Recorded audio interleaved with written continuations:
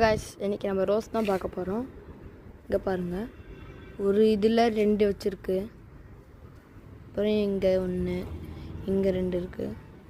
வாங்க நம்ம அடுத்து மக்களே பிரிஞ்சால் இருக்கு.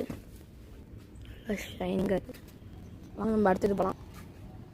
गाइस அடுத்து பாவக்காய் இருக்கு. பாருங்க ஒன்னு. இங்க ஒன்னு ரெண்டு பாருங்க இந்த இலை மறைச்சிட்டு இருக்கு காமிக்கிறேன்.